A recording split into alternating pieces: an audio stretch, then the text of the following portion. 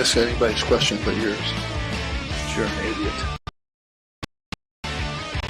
And really a disloyal person. Steve, I start off with a query to ponder for this game, perchance. Okay. Do you know? The Muffin Man? Sometimes. That is the question that has to be asked. Do you know what the receiver out of bounds rule is? Do I know what I thought it was for decades or what it actually is? Yes. Because as far as I always knew, and unless they must have changed it or done something or ineptitude in the last 20 years, when a player goes out of bounds during a live play, they cannot be the first person to touch the ball on returning to the field. Correct? This is what I thought. And also, because this also works out in EA College Football 25. So many people, I mean, at least the broadcasters initially said, and then people on Twitter said that the call was confirmed or stood because he was forced out of bounds by Jaden Bellamy. With one hand kind of like touching him like this. Yes. Whether you think that was forced out of bounds is not the point I'm going to make here. Okay. The point I'm going to make here is even in video games, I've run many plays in EA College Football 25 where the receiver has been forced out of bounds. I cannot still throw to him. Right. If I want to make a play to him, even if he was forced out of bounds, because I've tried and I've gotten flagged for it. Right. So what are we doing? I don't know. And that, my friends, is a great cold open to the Disloyal Idiots Podcast. This is the Disloyal Idiots Podcast here on the Fans First Sports Network. Christian Guzman here alongside Steve Heller. Andy is off in the Windy City, enjoying his life probably a lot more than how Syracuse and NC State enjoyed their lives on Saturday night. Because while Syracuse did come away with a 24-17 win over the NC State Wolfpack and gave Syracuse its first ACC road win in the Fran Brown era, it was far from normal. And if we talked about the refs to start, you could probably see where this is going. And it's a weird, this is not the first time this season that it has felt to me like Syracuse was in control and dominating a game and still found a way to make it way too close in the fourth quarter. And I think both of them are for very different reasons. Yeah. But it seems both positive and negative. Like it's a negative that it's happening, but in my brain, compared to what we've seen in the last multiple seasons, it's a positive to me that we've been in this situation of being able to say that we've been in control of these things and we're in control of our own destiny. Now, that may or may not have been fiddled with by that call, which made the game way closer than it should have been. I mean, at the point, it was a 2-possession game that made it a single possession game, correct? No, it was still a 2-possession game because it was 24. It was a 3-possession game at the time because it was 24-7. Right. And then made it 24-14. Right. So again, similar to what was the second game of the year? Georgia Tech. Yeah, where it felt the same way, where at no point were we less than 2 scores ahead, but it felt like the apocalypse was occurring, even though we were in the driver's seat the whole time. I don't know where I'm going with this or what, but it was something that I needed to convey because it's a weird, worrying feeling that is what we're getting. Like, I think it might just be the Syracuse in us. Yes. Of not being able to understand when we're actually playing decent football. Definitely. And I think also this goes back to a point that I talked about with fellow Nudes Magician writer Mike Ostrowski last night when we were doing our recaps and takeaways. Because he brought up a very good point where he said, Sometimes these takeaways and recaps can feel very samey, especially in the Dino Babers era, because it just felt like the same issues were coming up over and over and over again without any sense of those issues getting fixed. Yeah. And now, at least here in the Fran Brown era, are there issues? Yes. But it feels like even though new ones might be coming up, old ones are getting fixed. Right. We're And playing not whack-a-mole. hurt as much anymore. Yeah, it's very much whack-a-mole of like, all right, we got this, fix this. Okay, that popped up, fix that. Like, and they're doing it, which is the impressive part. This is also a defense that was thrown a couple of wrinkles in their entire starting three, like, core center of the defense going down with injury within the first half of the season. We might as well start with that because I know this is like an area of contention for a lot of fans. Let's start with what Steve said, the injuries. We know Marlo Wax is out. The report is that he still has 2 weeks to go on his recovery. Not sure if that makes him available for the Pitt game in a couple of weeks or not. We will see. But the other big one is that Deion Wilson and Kevin Jobity were out for this game against NC State. And if I recall correctly via the reports, they might be out for the season. Yeah, and that's mildly worrying, but the fact that I didn't look at stats, I didn't look at grades. After the first series, the look test of the defensive line didn't worry me nearly as much as I thought it would.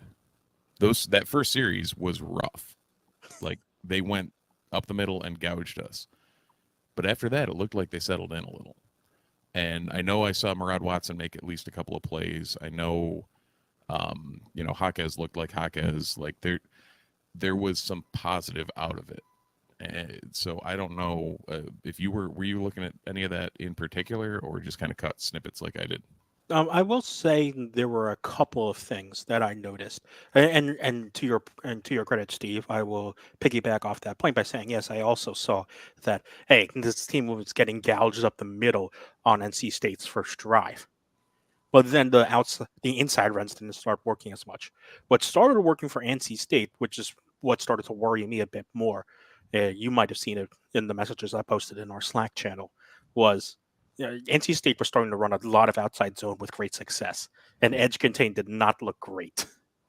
No, and that's, again, like you said, mildly worrying, but also okay. Like, we've had some of these issues before, and we've corrected them, and then they popped up again with new personnel because, surprise, we've got new people in places. Because hey, guess what? You get injured playing football. Yeah. So the who was the Fuentes kind of came in. You saw a lot of, yes, it was a lot of Murad Watson. The other one I saw a lot of that got the significant playing time was Rashard Perry. Yeah. Yep. Mm-hmm. So, yeah, neither of them looked bad by any stretch. I wasn't going to complain about how either of them looked. So, and I think for a lot of fans, a lot of the sticking point in this game was due to the Syracuse game plan when NC State went to the pass. Yeah. It was a 3-man rush from Syracuse pretty much the entire game. Now, me personally, I'm not sure how you feel about this, Steve. Me personally, I like to see 4 and 5. More times 5 in a rush. In a typical rush. I can go a couple different ways on it. If 3 are occupying and getting pressure, I have no problem with 3. Yeah, and I'll be fair, and they made there were plenty of times where yes, they were able to contain and have have a solid pocket or whatever, but they were able to put pressure on him with a 3-man rush and at least shift the pocket and force things to happen. Was it great, and could it have benefited from a 4th? Yeah, but also, if you're going to push everything onto your linebackers, one of which is a converted safety and the other is a converted defensive lineman, you may not want to push things to that second level, or force them to be able to react and give them a little more time to react. I don't know. It's a weird. You could go a bunch of different ways on it. Yeah. I personally, like I said, I would have liked to see 4 and 5 man rushes a bit more frequently. However, given what the depth issues, you could say, with Syracuse based on the injuries to Dion Wilson and to Kevin Joberty, and just the assumption that Elijah Robinson, was going to came in with this game plan and said I was going to stick with it. Yeah. I have no problem with, okay, he's going to rush 3. We'll let him rush 3. That's fine. If that's going to happen, that's going to happen. The issue I have with it is if you're going to rush 3, you cannot leave guys as wide open as NC State receivers were. And a more experienced quarterback in that room probably would have torn Syracuse to shreds, because you had C.J. Bailey in there for NC State. He was only making his second career start. Is he the future of the Wolfpack? Yes, but there's a reason why they have Grayson McCall in right now and not C.J. Bailey. Of course, McCall out right now to that scary hit against Wake Forest. We hope he's okay. He looked fine and in good spirits on the sideline, and we hope he gets better soon. But C.J. Bailey is not expected to. You don't expect C.J. Bailey to be a game-changing quarterback immediately out of the gate. If there was a more experienced quarterback behind there, Bailey missed a lot of open guys. He did, but were they, I guess looking at the flip side, were they open guys that McCall would have hit? I think yes. Okay. Because you get into the wins against replacement type thing. Yes. Like going into baseball advanced stats type situation, it's like, yeah, and for some schools, yes, they went to their second string quarterback, but is that better than, or is that worse than their first string? I don't know. I mean, C in case UNLV. Right. Exactly. But Bailey made some plays. He missed some plays. Overall, I thought he played a solid game against us. And if McCall was in there, it would have been even more solid. But I don't think there's anything NC State can hang their hat on that says having C.J. Bailey there lost us the game or cost us the opportunity to perform. And what he did was hit enough open guys to make Syracuse worried and give us worry as well. Because what we saw is one of the only common problems in the holdovers from the Dino Babers era that has continued on into the Fran Brown era. And it's that Syracuse's zone defense, when they drop 8, is, in words, not ideal, Bob. No, it's not. And that's, I still don't understand, especially if you're dropping 8, why you're not running something like a man under, or have your safeties playing over the top. Give them some thirds to play back there, but man up underneath and let somebody react. Or do we not have confidence in our athletes to do that? Because I thought we have the depth and quality back there to be able to, especially against a team like NC State, be able to man up. Yeah, especially since, when you look at NC State just in general, the only receiver that you were really, really scared of coming into the game was KC Concepcion. Right. And Syracuse did a great job of holding him pretty quiet throughout the game. Yeah. No, and I mean, even if you look at PFF, he graded out on offense as a 54. Exactly. Is insane for him. But exactly. Yeah, I don't know. It's a weird situation. I think one of the things, and this might be tough for me to just say as a non-football guy, and Steve, I'm not sure how well this translates to you as an offensive guy, but I feel like there's a time during the play where Syracuse where the Syracuse defenders need to build a football IQ of when to switch from zone to man during the play. It's in terms of, okay, here is the guy. I should follow said guy. Once he enters Yeah. my zone, I should follow said guy in zone, because it feels like threat recognition. This is something I've said a lot in basketball as well. Yeah. Threat recognition is something that I haven't seen Syracuse players pick up on quickly enough to stop the threat, because it always feels like the Syracuse players, once they recognize the open receiver, is just a step or two too late to recognize that the receiver is open to try and cover them. Yeah, I mean, see that first deep throw they tried to pull early in the game there when Bailey sailed it, but both our safety and our corner were very very late on the pickup, and he had him beat by a step or two. But I guess the question ends up being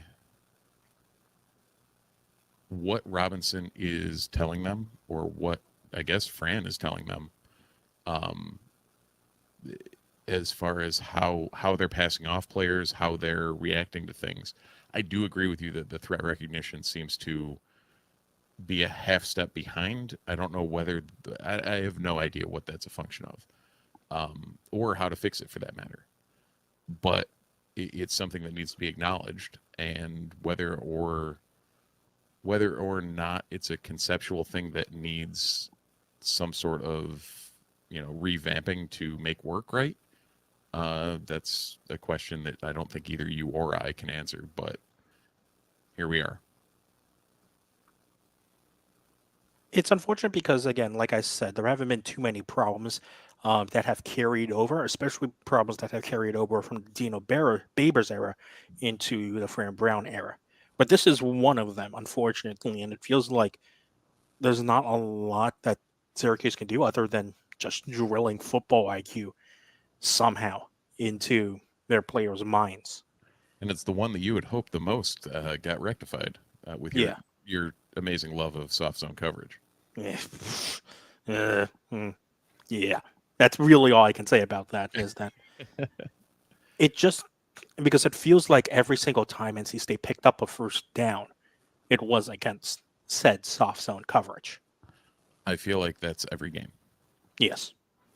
Every time somebody starts rolling against us, it's because we're rolling or putting out a soft zone, or even a cushion underneath. Like, yeah, if we are playing man, we're giving them 15, and it doesn't make sense to me. Like, are we that afraid of getting burnt? Yeah, it's one of those weird problems that I felt like hasn't come up as much this year, but is a problem that has just plagued Syracuse in general, and it's why are our cornerbacks not pressing at the line with more frequency? Yeah, when's the last time we saw press coverage? That's a great question. I don't know. I mean, again, not something I'm looking for all the time. Yeah, me neither. There's nothing that clicks in my head that is like, oh yeah, we were playing press at some point. Like, I always recognize when we're playing zone. There's nothing that clicks in my head of like, yeah, they're manning up tight. Well, because you also see pre-play, like you see pre-play that the cornerbacks are usually floating 8 yards behind the line of scrimmage, waiting for the play call. Yeah. And then just staying there. Right. Yeah, and with a 3-man front, I mean, is something like that part of the reason why our defense is so susceptible to the run? Yeah, potentially, yes. I mean, there is another reason why the defense is susceptible to the run, and it's the last bad thing we'll knock on the defense before we get onto the positive stuff. And it's all the red that you see in the PFF grades in the tackling column. Yeah, again, something that we hoped was rectified from the Dino Babers era. And like you saw, towards the end of the game, you saw in the ACC network pull up a clip of Fran Brown showing a pretty good form tackle in open space. against NC State when he played for Western Carolina. Yeah, that was actually that was awesome to see that. Yeah. But the what was it? What the hell play was? Might have just been a long gain. I know which one. It's the one after the failed fourth down in the fourth quarter. Yes, 100%. It was. They were literally. It was literally a check. It was literally a check down to the running back. Right, which should have been tackled for like a 2-yard gain. I know. Sparrow was the player who missed the first tackle, and then all of a sudden, everyone missed the second tackle and the third tackle and the fourth tackle. There were 4 missed tackles before he got brought down by Deuce, I think. And that was Deuce bringing him down at the Syracuse 30. Was it that? Yeah. But either way, it was like one after the other. They showed the replay, and I had a couple of friends over, and my wife was there, and I'm just sitting there counting, and they're like, "What are you doing?" I'm like, "I'm counting missed tackles."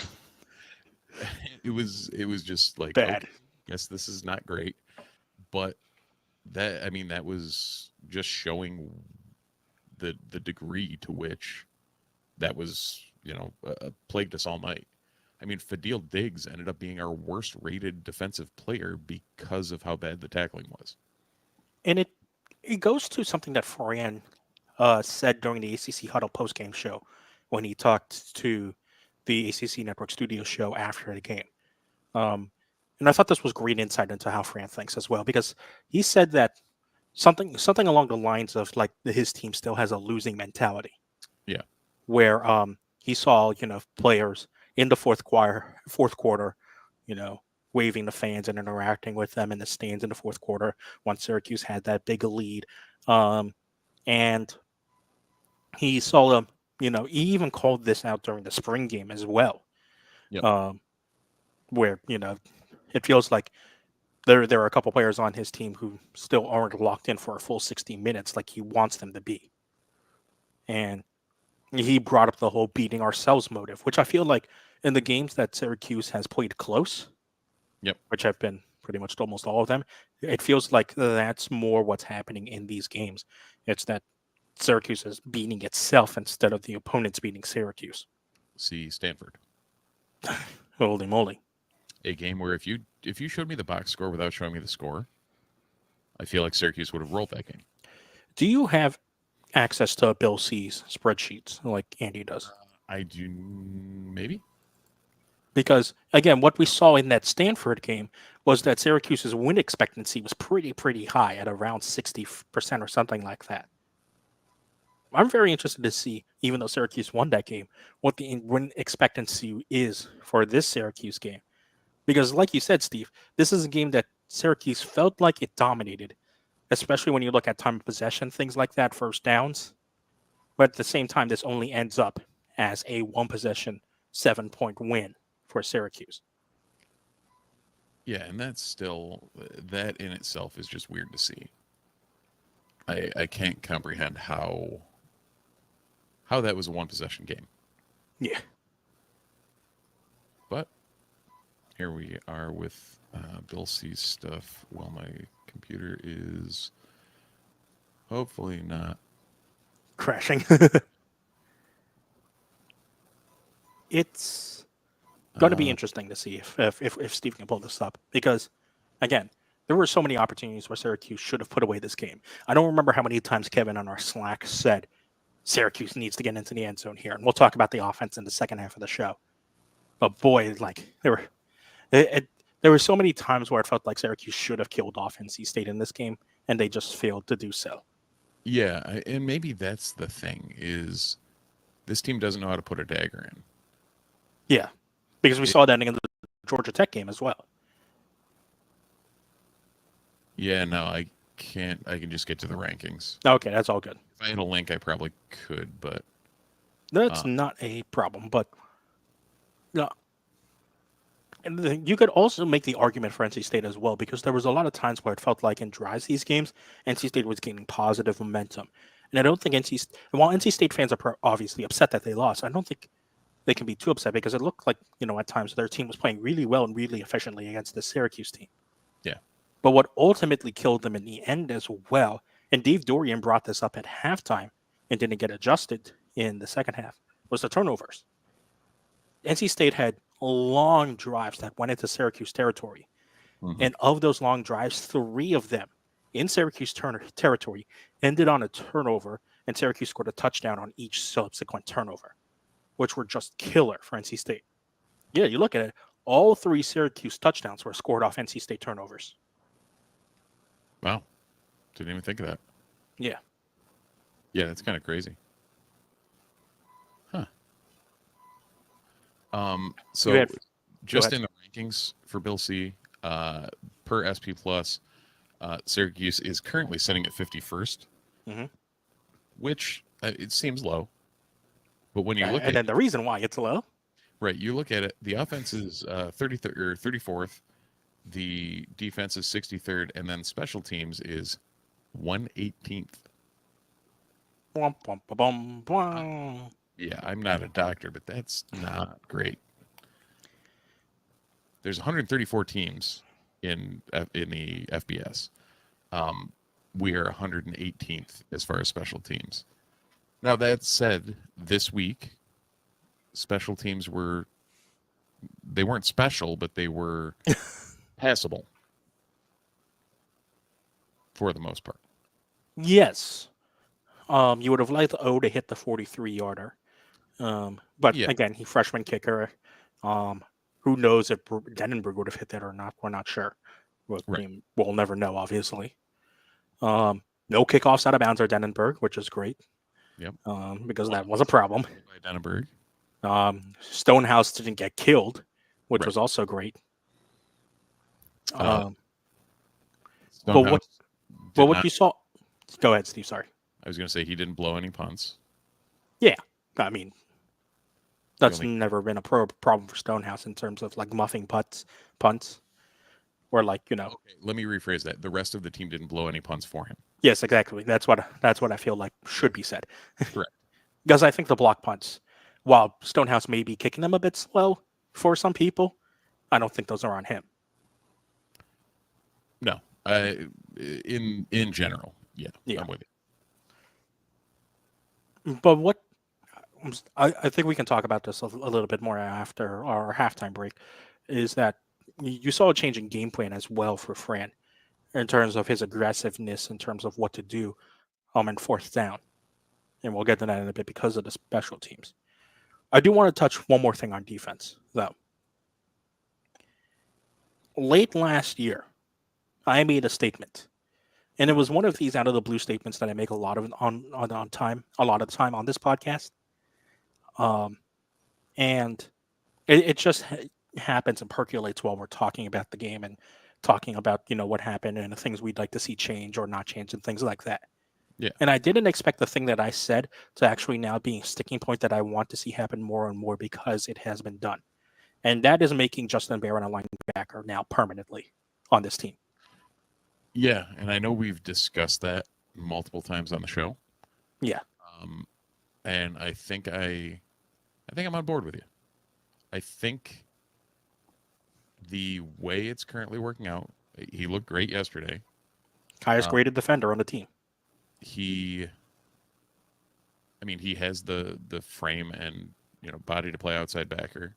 Maybe not at the next level where he currently is, but put some meat on his bones and call it a day. Shift him back into the defensive backfield if he wants to try and play on Sundays.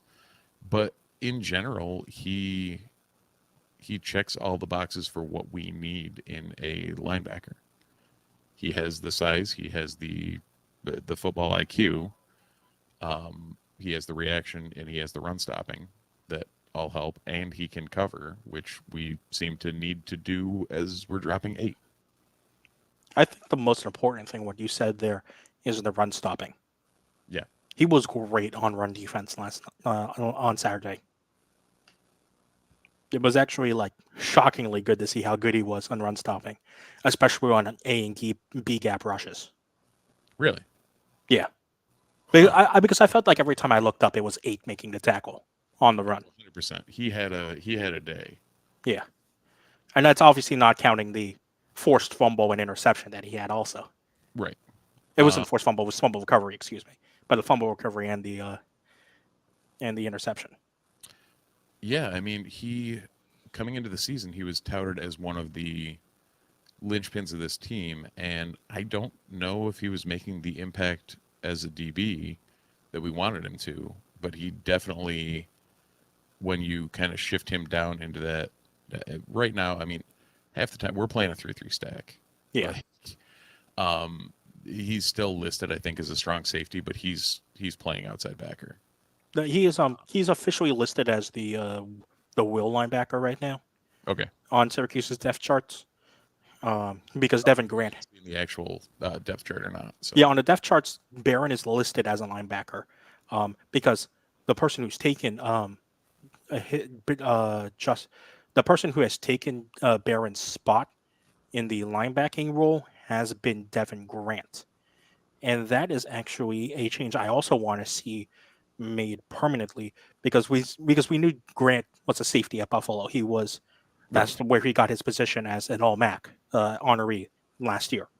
I believe he led the country in interceptions last year at the FBS level as well, from that safety position. And while he hasn't picked up that yet, I forget if he has an interception or not. He's made some game-changing plays from safety, just in general from that position. Especially when he comes on safety blitz, it's really fun to see, which is one of the reasons why he had that forced fumble.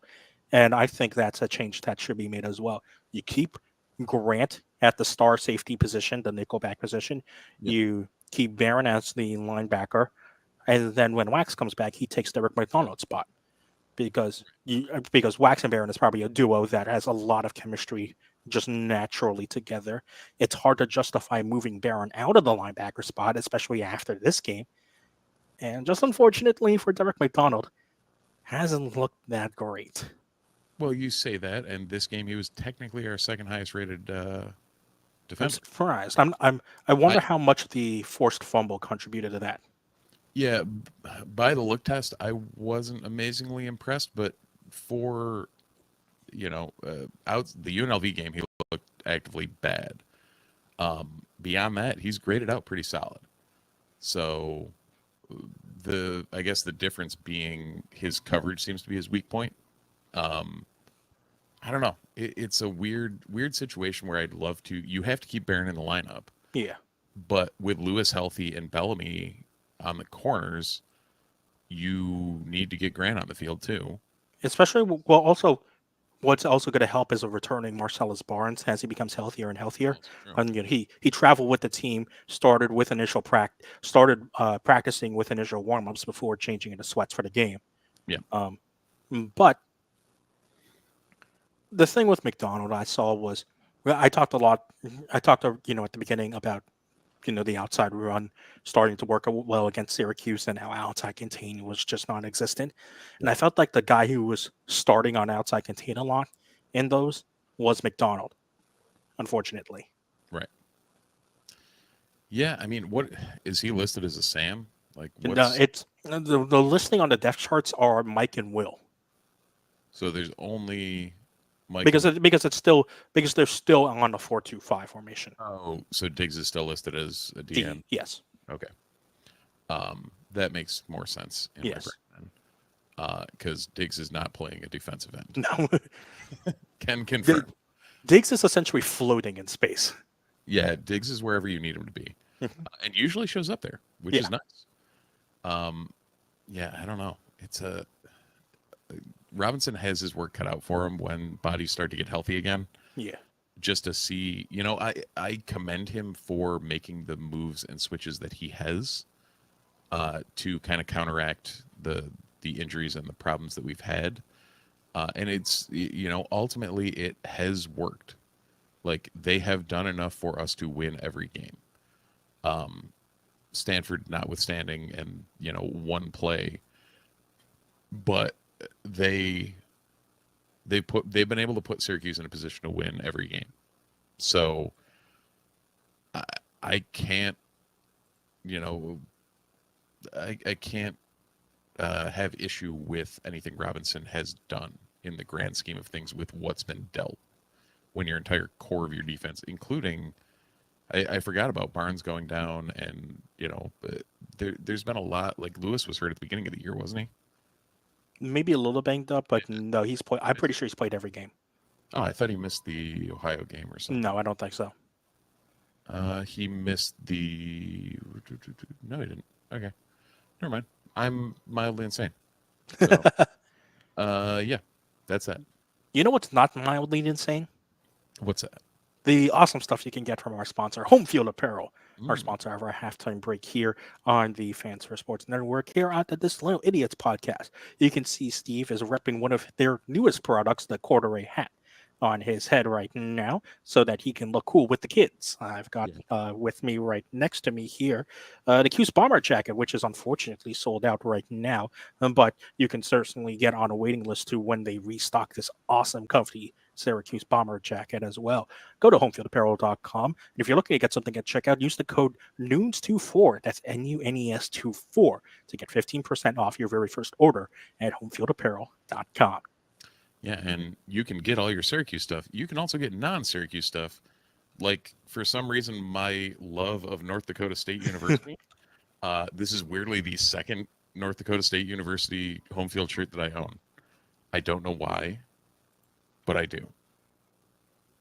Home Field is just released for some fans as well, some classic pullovers as well that you can purchase on their website right now. And if you are interested in for some of the schools that they have sponsored on there. So please check out all their awesome apparel. I'm still very mad that Syracuse did not get in on that. It is indeed unfortunate, but please go to homefieldapparel.com. We love to thank Connor and the guys and gals who will run Home Field Apparel. Please use the code NUNES24, that's NUNES24 at checkout, and you can get 15% off your first order at homefieldapparel.com. We talked a lot about defense, Steve. Let's get to our bread and butter, the offense. Yeah, how did we went a whole we went a whole opening without even touching the offense. Well, because again, this goes back to the point that Mike brought up, is that there's actually a lot of things to talk about that are interesting to talk about and not the same old issues like we've gotten used to on Syracuse seasons in the past. Yeah, no. And was there any point where anything went wrong with the offense? Yes, because I'm going to bring it up and start it off with right now. Okay. This game ended 24-17. This game probably should have ended 42-17 or 42-10. Yes. Yep. Okay. I'll give you that. Because Syracuse looked amazing on offense. They converted so many third downs. It was unfathomable to see. Yeah. Well, no, let's rephrase that. They looked amazing on offense for 80 yards of the field. What happened in the final 20 yards, Steve? I don't know. Nothing good. But here's what I'll give credit, because I brought this up in my takeaways as well that I wrote. Yep. They didn't know what to do in the final 20 yards in the first half. The second half, much better, much better. Definitely adjusted there. It did seem that the first three drives, were all exactly the first three drives, yards and like 15 plays each, and just dinking and dunking and picking NC State apart, and then they'd get inside the 20 and then forget how to play football. Could not get it into the end zone. So the first drive ended in a chip shot field goal for O. The second possession, I believe, was 4th and 5. It was 4th and 5 from the 19 of NC State. Fran decided to go for it, and it was an incomplete pass, I believe, intended for Gadsden. Yes, which I think he had hands on, but yes, had two guys around him. If Syracuse wants to learn how to play zone defense, by the way, you do that, because that was zone defense for NC State, and then two guys were immediately on Gadsden. I mean, that's also Gadsden, and they're kind of like this is true. Man and a half on him, and he was still like every time he was open, I feel like McCord did a bang up job of finding him. Mm-hmm. I still love the fact that Trevor Pena is like still unstoppable. I'm surprised Trevor Pena is alive. Yeah. Because I brought this up in the Slack. I believe it was in the second quarter where Trevor Pena McCord threw his best Peyton Manning Austin Collie hospital pass to Pena, who got 100%. destroyed and just pop back up. Yeah. That could not have felt good in any way, shape, or form, but it worked out. So we mentioned the first two, and then the third red zone trip. Syracuse looked good. Then Savion Washington false started, and then McCord got sacked immediately right after.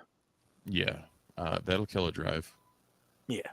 Which would have put them where that was. That was the play after was the 43-yard field goal that O missed. Oh yeah. Yep. No, I don't know. We talk about Gadsden and Pena first off, but Meeks had another day. And this is something else I would love to bring up as well. Because they played Jackson Meeks in the slot a lot. Yeah, they did. They told Jackson Meeks in practice this week, here, this is a slant route. They're going to run a lot of it. Oh yeah, and Amari Hatcher had one catch. It was a pretty good catch. It was actually a very good catch. Oh yeah, it was. Because the funny thing I loved about that Amari Hatcher touchdown was that it was out of power I, which Syracuse showed a lot.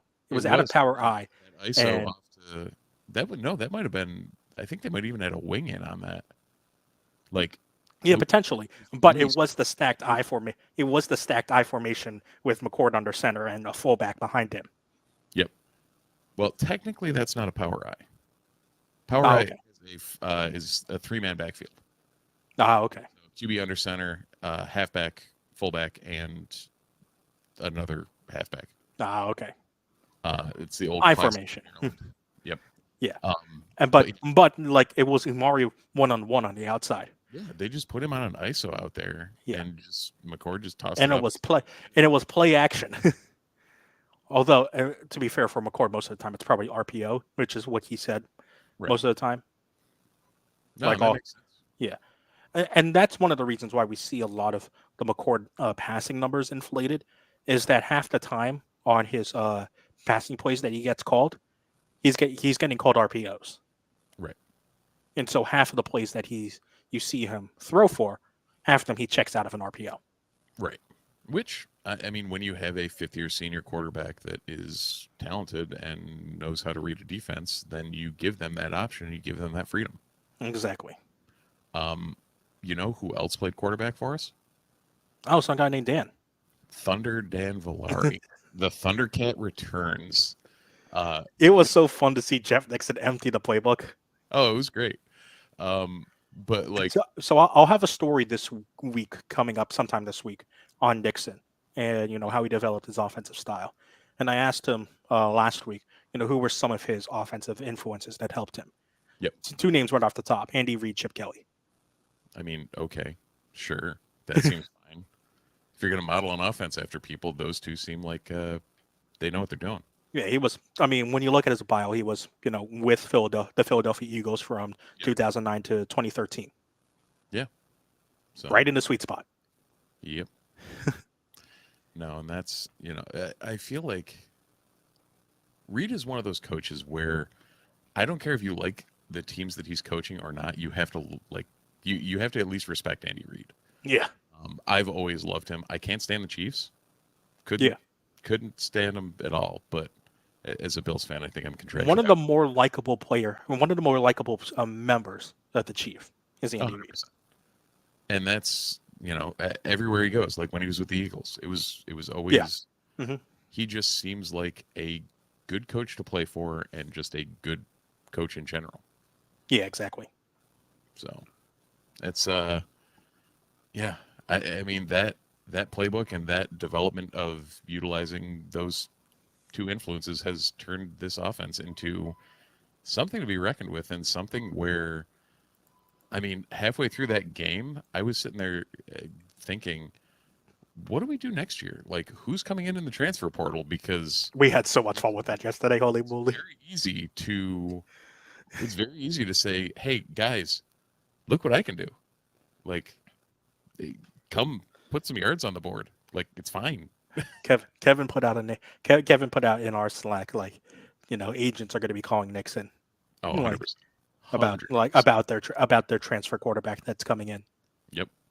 And that's like planning to enter the portal.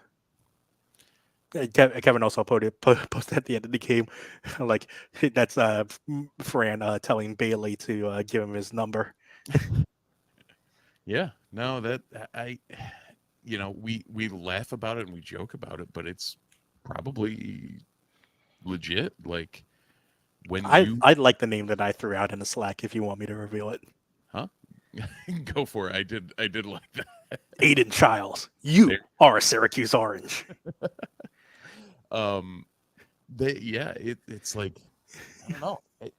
The ability to have something on film that actually showcases, hey, coming to Syracuse is a good idea. Come do this. Like, we're a place you want to be. It's a novel concept for us and something we haven't really ever had to deal with or had in the, our back pocket to say to prospective people coming in, like, hey, we can run an offense and it's exciting and puts up a lot of offense or yards, and come run it for us. What if South Carolina continues to suck? Huh. And what if the South Carolina quarterback says, you know what? I want out of here. This weekend, right? Sorry? By suck, you mean almost beat Alabama this weekend, right? Yes, but still. Yeah. What if the South Carolina quarterback who's starting for them right now says, you know what? I want out of here. Yeah, I was going to say they'll go to another ACC team, but I would have expected McCord to end up in another Big Ten team or something. So exactly. There's... And remember, the current starting quarterback for South Carolina does have Syracuse connections. Yeah, he does. Maybe not with the coach that's there right now, but he still has Syracuse connections. Yeah, no, he was fully committed at one point. Yeah. No, that'd be a weird one. Do we also know any other random starting quarterbacks with strong New Jersey ties that may have played Little League for? No, unfortunately. See, this is where we go now to 24/7 Sports, and we look at New Jersey recruits and we sort them by their quarterback and their rating. Right, over the last 4 years, mm-hmm. See what names pop out. Yeah, no, in all honesty, that's a perfect off-season article or off-season discussion on here. Yes, indeed.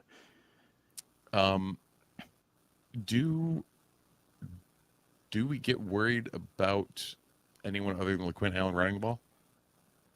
No, I don't think so, because I don't think Willis looked half bad. Okay.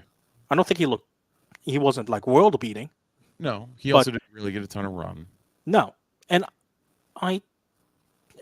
again, based on what the offense is, are you that worried? Not really. Exactly. I think we're passing, or we're running strictly to keep defenses honest. Exactly.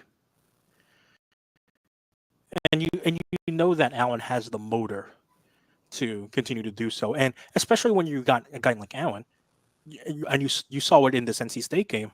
He's also going to help keep defenses honest by being a threat in the passing game, which is something we've asked for the past 5 years with Syracuse running backs. Well, and I guess that's the thing is, like, the whole first half, I kept getting frustrated as to what was going on in the run game. And I don't know if in my brain I wasn't putting 2 and 2 together that it feels like all season we haven't had much going early. And then as soon as the defense gets tired or tries to hedge too much on the pass, Allen breaks a 20-yarder, and then they're like, oh, shit, we got to actually pay attention now. My favorite, I'm not sure if you saw me say this in the Slack, was when we saw the entire left side pull for a right side run from Allen. Oh, yeah. Yeah, that was great. That was a beautiful play. I'm like, holy crap. Yeah, I think you actually called me out on it. I did, because I wanted to make sure you saw that. Oh, yeah. It was a thing of beauty. It was a thing of beauty. And again, that was like later into the second quarter, after McCord had threw it 400 times already in the game. Right. You can, use your playbook to keep people honest and to open things up. It's kind of funny how that happens when you have a competent offensive coordinator. Exactly. I guess we haven't had one of those in a bit, so. really funny when you're facing a former offensive coordinator for Syracuse on the opposite sideline. Yeah. Yeah. Who weirdly was one of the better ones we had under Babers. Exactly. Yeah. Do we talk about the line? You might as well. Oh, okay. Do you want to start with the bad and talk about your favorite player on this Syracuse line? I mean, most of it was good. Literally just about everything. Well, as far as pass blocking, run blocking is what it is. We're not a great run blocking team. No, really, what makes you say? Allen is getting his in spite of what we've been doing. Allen is using 15% sheer determination of will to try and get 2 or 3 yards. Right. And he's doing it, which, okay, more power to him. Actually, let's sorting on run blocking. There are if I take the Mendoza line to 61, because 60 is the traditional Mendoza line, which LaQuint Allen is our player at 60, along with Justice Ross Simmons. Above that, you have Kyle McCord, Daryl Gill, and Dan Villari, and Amari Hatcher. All of them have passing run blocking grades. The only players higher, period, for run blocking are Josh Aloa, Max Mang, Savion Washington, and David Clement.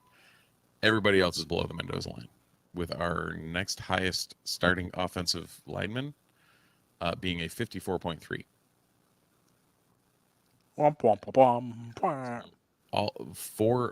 Four of our 5 starting offensive linemen were the worst rated run blockers on our team, including Weatherspoon with a 43.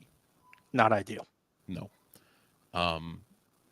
Aloha, who's the backup center, and looked pretty competent running, like in run blocking situations. What about the other blocking?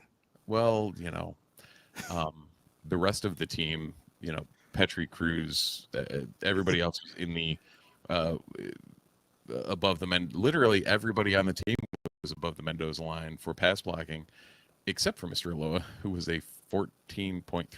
That's not great, Jeff. He had a day. It wasn't a good day. So yeah, I wish I had the time again to go down and do breakdowns on this O-line, because watching in real time, I see things, but I don't see I don't see it to the degree I wish I could. This line is good, not great. Like, they're functional. They can pass block quite well, which is probably a function of, or probably part of why our offense is, skewed as it is. Weirdly, in the past, we've never had, we've always had the flip side. Yeah. Where a line can run block and cannot keep a quarterback upright, which was actually the worry we had coming into the season with McCord. I don't think McCord has been sacked more than once a game. Wasn't he sacked 3 times against UNLV? I stand corrected. Yeah. But either way, like, if you average it out, it's probably about 1 per game. Which you'll take. You'll gladly take that. Oh, all day. Tommy DeVito is like, where was this when I needed it the most? Exactly. Which, oh God, it's painful to. I still wish Tommy had worked out, because he was such a solid quarterback. Exactly. With no ability to stay upright because the line just decided that he wouldn't. Yeah. So either way, the trenches, they did what they had to do. I don't know. It seemed fine. Overall, I think the offense, are you able to complain about a team that I just closed the box score on and have, nope, there it is. As a team put up, 424 yards of total offense on 76 plays. Do you know how many times in the past 2 or 3 years we would have been shouting at the moon with praise Uh-huh. if Syracuse put up that amount of yards on offense. All of them. Every time Exactly. it happened. And it probably would have been like 3 times total. Again, Yeah. we just glossed over like that. McCord has thrown for over 300 yards in every game. Yeah. He's now the only player to have thrown for 300 yards 6 games in a season. The prior record was 5, which Nassib and Dungy, I believe. Dungy tied for. Yeah. Yeah. So he's good. I'm pretty sure after last night, Ohio State wishes they still had him. Incredible scenes. Oh my God. I mean, the best part of that Ohio State one was the Ohio State Oregon game, was the duck surfing. Fair. No, it's, I don't know. Flip a coin between that and the ending? Because watching Ohio State do that, like, condolences if my buddy Adam is listening, because he's a huge Ohio State fan, also a season ticket holder for Syracuse with us. He was at my house watching the Cuse game and then went home to watch the end of Oregon and Ohio State. And I can't comprehend, like, we're in Rex Culpepper territory. Oh yeah. Oh my God, I forgot about that. Oh no, please didn't. Oh no, why'd you bring that up? Oh no. Which, I mean, I loved Rex Culpepper, but you know, wasn't that also against NC State? Was that? It might have been. Oh God, if it was, I can't even. Things are imploding. What the hell? It was COVID. It was the COVID season. Yeah. Let's see. I'm Googling Rex Culpepper NC State. Holy shit. Was it the NC State game? It was against NC State. Oh my God. Culpepper's fourth down spike sent Syracuse to 1-9. Yep. Yeah. Okay. Wow. Things are coming full circle. On the fortunate side, Syracuse didn't have to get put in that position this week. Very true. Very, very true. We also didn't have, an entire season that was completely turned sideways and whatever. Once in a generation pandemic, introducing 2 new coordinators at the same time doesn't cause mass hysteria amongst your football program? No, it should be, perfectly normal. Nothing to see here. Yeah. Anything else you want to touch on? Because I think we've hit at least the high notes. 2 things. All right. 1, Syracuse is going into a bye. Yeah. And the disdain in your voice should tell you all you need to know. If the earlier bye had gone better, I would have had much more positive energy coming through my voice hole here. But which brings point 2 nicely in. Because if the earlier bye could have gone better, we could have potentially be looking at, in 11 days, on a cold, probably rainy, Thursday night in Pittsburgh, 2 6-0 teams. Yeah. Instead, it will be 1 5-1 team and 1 6-0 team. And if you told us that a couple of months ago, I would have said, go home, you're drunk. But that is what faces us next week. Yeah. Or in, like I said, 11 days. 5-1 Syracuse, traveling at Pittsburgh, at the house formerly known as Heinz Field. No, still known as Heinz Field. Still known as Heinz Field. Again, 6-0 Pittsburgh on a Thursday night. Yeah, I don't know. I don't know. It's really weird. Like you said, simulation is indeed collapsing. Yeah. Wow. I will say, also, remember when Dom and I did the experiment on EA College Football 25 when it first came out? about submitting 20 seasons and seeing what happens. Yeah. Yep. We are set up for my very first season that I simmed. Really? Syracuse went 10-2 in that season. All right. In the regular season. The first loss was to NC State, which we thought would happen because we thought NC State would get their crap together, and as we saw, they really haven't. Right. Especially when they're playing their backup quarterback, only starting his second game of his collegiate career. So you kind of give and take with the Stanford and NC State. Yeah. The second game they lost, Pitt? You'll love this, Steve. Connecticut. That is the most Syracuse season you could Syracuse. Exactly. Yeah. Because that meant that they beat Miami the following week. Yeah. Yep. Yeah, 100%. That's exactly how it would go.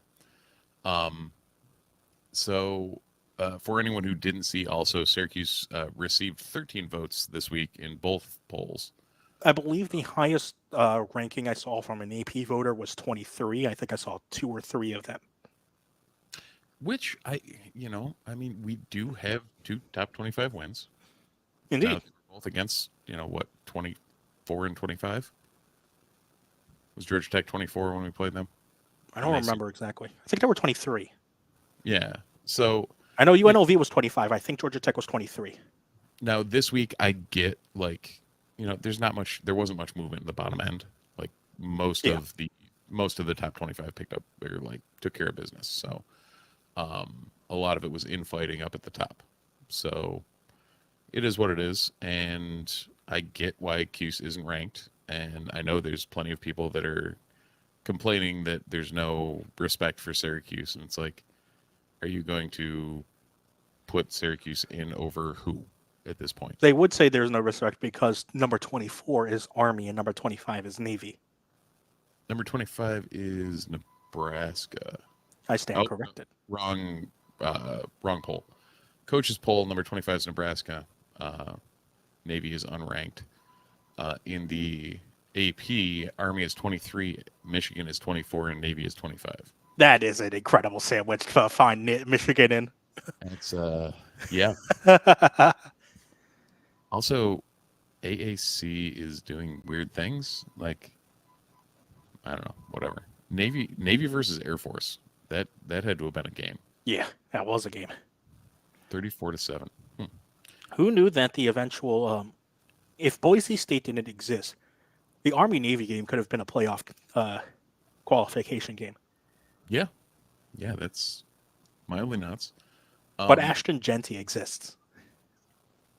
How does Michigan lose at Washington and still stay in the top 25? Preseason bias is a strong thing, my friend. Yeah, I get that, but whatever. Miami is kind of carrying the torch for the ACC, aren't they? Don't sleep on Clemson because they're actually sneaking up there. They were 10 last week. Oh, I did see that. Okay. Yeah. Huh. Because after the Georgia loss, they beat up on some weaker non-conference teams and then have beat up on some weaker ACC teams. Yep, they're up to 9 in the coaches. And the games that Clemson have won against ACC teams, they beat Stanford and Wake Forest in recent weeks in blowout fashion. Right. And then you've got Pittsburgh and still weird to say SMU. Yeah. Noted ACC powerhouse SMU. In the 22-23 range. So where's Florida State? Yes. That's just really funny. Receiving votes. Oh, really? Yeah. Yep. That's a shame. 100%. So. Well, there won't be that much movement in the polls next week, but we can assume that Pitt will stay in the top 25. Yeah, there would have to be some really, really weird results for them to drop 5 spots out by not playing. Which means that out of the bye week, Syracuse will play its third-ranked opponent of the season. If you'd have told me that when I saw this schedule, I would have told you were mildly insane. And would you think that Syracuse would be 5-1 at this point? No, nobody did. That was part of our joke prediction, I think, wasn't it? Yes.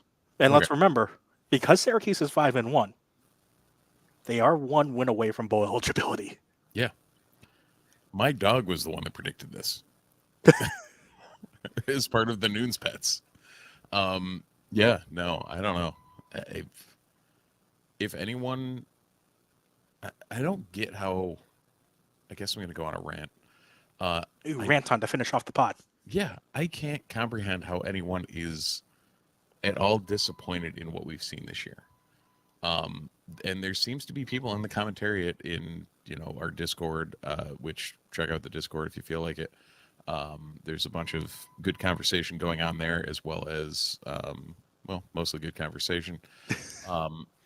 But between there and on Trojan's Absolute Magician, our sister site, there's been a lot of discourse that has seemed weirdly disappointed in this team for being 5-1, and it being a matter of literally one play away from being 6-0. I don't know how that is a thing, especially the way this team looks, the way this team has performed, the culture that it seems like Fran is cultivating on campus. It seems like literally everything is going positively, and for some reason people still are bitching and complaining, and it boggles my mind. Like, can't we just accept that we have something nice for once? Can't we be happy? Are we allowed to be happy? You live in Syracuse, dude. Point. All right. I'll put my soapbox away then. I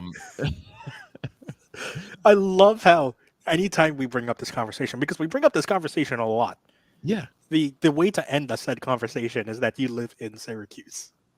I mean, we're a defeated city that always seems to look at the pessimistic side of things, and It's one of my favorite jokes that I remember seeing a comedian on a UK comedy show bring up, Yeah. because he like pretends like he's a meteorologist, and the scene is like a bunch of improv actors, like, okay, things that a meteorologist would never say.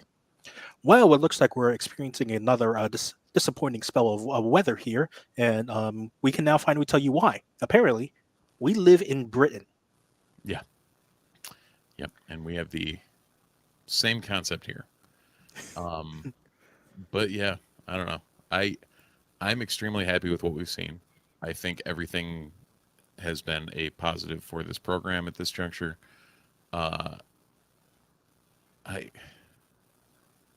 It just popped into my head. I'm still wondering what's up with Zeed. I don't think there's been any real scuttlebutt on that. There hasn't, because Fran has made it very clear that he's not going to answer questions about Zeed anymore. Right. Which is fine, because it sounds like it's an important personal matter that he is dealing with, and so and we won't. And I know at least like the journalists at press conferences have, they haven't asked about Zeed since Fran said that, Right. and I expect that to continue. Yeah, he'll mention something when something changes, but because it doesn't sound like there's anything changing. Right. So we'll see what happens there. And we haven't received an update. There's not an investigative reporter who's going to do that digging, I think, because it doesn't sound like it's something you want to be digging in on anyway. So we'll let Zeed have his personal time, deal with whatever issues he's dealing with, because Fran said when he returns you'll see him on the field. So whenever that happens, it'll happen. Well, and that's like people again, the commentary complaining about, oh well, why don't we have an update on this, and this? It's like, well, for one, they're kids. Yeah. Like, I mean, let's be fair. One of the only things I like about the NFL, because I love college football a hell of a ton more than the NFL. Yeah. One of the only things I love more about the NFL is transparency on player availability. Right. Whether that's injuries or personal issues, you get an injury report, you get an availability report. Right. That's required by the NFL, which is great. Would I love that for college? Yes. Is that probably ever going to happen? No. If the SEC says it will. Right. Because remember, the SEC it was thinking about trialing that. Oh, were they? Yeah, that was a story in like late August. I mean, yeah, no, like, yeah, unless they're signed to a contract and you're paying them as, an employee. No. Well, after the Sluka thing, there we go. Door has been opened. And that is a conversation for another podcast. We may not, if we feel like there is enough, we may have that conversation next week. It is a bye week next week, so we definitely won't have a traditional podcast. We will discuss amongst ourselves if we will have a podcast next week or not, because they're usually, like we said, not too much to talk about on a podcast. We might, if Andy is available, we might do what he does on his other podcast on the Fans First Sports Network and talk a little bit more broadly about the state of college athletics and college football and what's happening on the other big, programs in the state of college football as well. But there won't be any. We're not planning on having a specific Syracuse one next week unless something big happens. We may do something. We'll let you know as well. But that will do it for this week's edition of the Disloyal Idiots Podcast. Thanks to Steve, as always, for joining me. Hopefully, Andy gets back safely from Chicago and can join us in the following weeks. If you're watching on our Twitch, on our Twitter, or on YouTube, please, thank you. Leave a like or a subscription on your streaming platform of choice. We stream these 8 p.m. Eastern times on Sundays. And if you're listening on your podcast platform of choice, we thank you for listening on said podcast platform of choice. Leave a rating, a review, a subscription, a comment so that we can trick the algorithm into expanding the Ottoman Empire. Syracuse is 5-1 in the first 6 games of the Fran Brown era. It's pretty good to say. Mm-hmm. You know what you say after that? Go Orange. Thank you, everyone, so much for listening, and we'll see you next time.